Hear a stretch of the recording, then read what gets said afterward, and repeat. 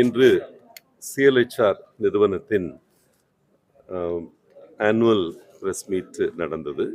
நான் முதல் முறையாக தமிழகத்திலிருந்து ஒரு நிறுவனம் மனிதவள மேம்பாட்டுத் துறையில் 1086 கோடி டர்னோவர் மற்றும் 25 கோடி எபிட்டான்னு சொல்லக்கூடிய ப்ராஃபிட் மார்ஜின் நாங்கள் டிக்ளேர் பண்ணியிருக்கோம். பிடிஓ நிறுவனம் ஆடிட் பண்ணிய இந்த ஆனுவல் ரிப்போர்ட் இன்னைக்கு மீடியா முன்னால் நாங்கள் பகிர்ந்து கொண்டோம். மனிதவள மேம்பாட்டுத் துறையில் ஹெச்ஆர் பிளாட்ஃபார்ம்ஸ், ஹெச்ஆர் சர்வீசஸ் ரெண்டு விஷயங்களும் ஒருங்கிணைந்து இருக்கக்கூடிய ஒரே நிறுவனமாக சிஎல்ஹெச்ஆர் கடந்த 9 ஆண்டுகளில் பரிணமித்திருக்கிறது. 5 கோ ப்ரொமோட்டர்ஸ் நாங்கள், என் ஒய்ஃப் லதா, அவங்க, நான், ஆதித்யா, சந்தோஷ் மற்றும் ராஜீவ் கிருஷ்ணன் ஆகிய 5 பேரும் சேர்ந்து இந்த நிறுவனத்தை கட்டமைத்திருக்கிறோம். இந்தியாவிலே முதல் முறையாக மனிதவள மேம்பாட்டுத் துறையில் 1000 கோடியை தாண்டிய முதல் நிறுவனமாக மாஃபா பேர் எடுத்தது. 2010 அந்த நிறுவனத்தை நான் ரான்ஸ்டாடுக்கு கொடுத்துருந்தேன். அதற்கப்புறம் கடந்த 9 ஆண்டுகளில் இந்த நிறுவனம் கட்டமைக்கப்பட்டு மிகுந்த வலிமையுடன் எழுந்திருக்கிறது. இன்னைக்கு உலகத்திலே பெரிய பிராண்ட் ஃபைனான்ஸ் நிறுவனம்னு சொல்லக்கூடிய அந்த பிராண்ட் எவாலுவேஷன் நிறுவனம், பிராண்ட் ஃபைனான்ஸ் லண்டன்லேருந்து ஹெட் குவார்ட்டர்ஸாக இருக்கக்கூடிய நிறுவனம், இன்னைக்கு இந்த துறையில் இந்தியாவில் டாப் 100 பிராண்ட்ஸ் யாருன்ற கேள்விக்கு விடை தேடி 1,50,000 பேரை சர்வே பண்ணி இந்த ரிப்போர்ட்டை குளோபலாக பப்ளிஷ் பண்ணியிருக்காங்க. சென்ற புதன்கிழமை இது பப்ளிஷ் பண்ணப்பட்டது உலகெங்கிலும். அதில் மென்ஷன் பண்ணப்பட்ட ஒரே இந்திய நிறுவனம் எங்கள் துறையில், மனிதவள மேம்பாட்டுத் துறையில், சிஎல்ஹெச்ஆர் தான். அந்த சிஎல்ஹெச்ஆருக்கு அதனுடைய பிராண்ட் மதிப்பு என்பது கிட்டத்தட்ட 252 கோடி என்று அறிவிக்கப்பட்டிருக்கிறது.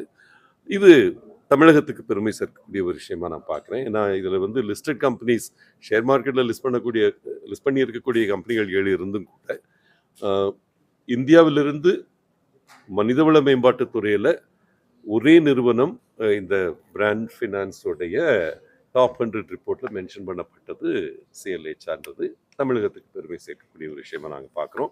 அதே போல் ஹெச்ஆர் பிளாட்ஃபார்ம்ஸ்னு சொல்லக்கூடிய அந்த மனிதவள மேம்பாட்டுத் துறையில் தொழில்நுட்ப உதவியுடன் உருமாற்றப்பட்ட நிறுவனங்களில் முதல் நிறுவனமாக நாங்கள் பேர் எடுத்திருக்கிறோம்.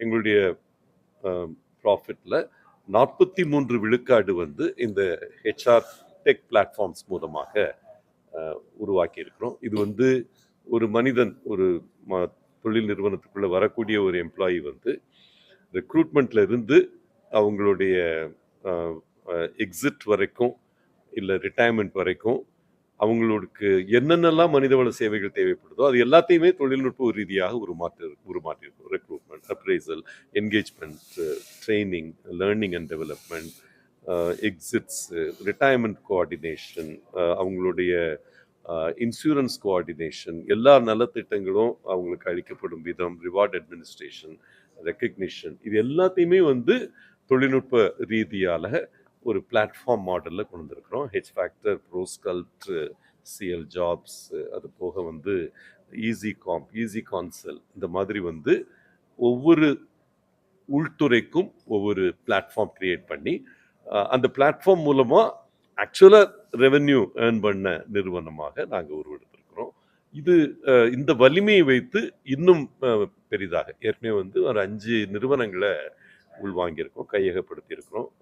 மாஃபா பேரில் இயங்கி கொண்டிருந்த மாஃபா ஸ்ட்ராட்டஜி, சிஎல் ஸ்கில்ஸ், அது போக ஜாம்பே என்று சொல்லக்கூடிய இந்தியாவிலே தலை சிறந்த அசஸ்மெண்ட், டெவலப்மெண்ட், என்கேஜ்மெண்ட்னு சொல்லக்கூடிய 3 ஹெச்ஆர் டெக் துறைகளில் லீடர்ஷிப் இருக்கக்கூடிய ஜாம்பே, அது போக சென்னையை சார்ந்த ஆர்ஜி ஸ்டாஃபிங்ன்ற நிறுவனம், இப்போ பாம்பேயை சார்ந்த கோர்ஸ் பிளேன்ற நிறுவனம், இந்த 5 நிறுவனங்களையும் கையகப்படுத்தி இப்போ 1086 கோடி டர்ன் ஓவர் கிரியேட் பண்ணியிருக்கோம், 25 கோடி ப்ராஃபிட்ஸ் கிரியேட் பண்ணியிருக்கோம்.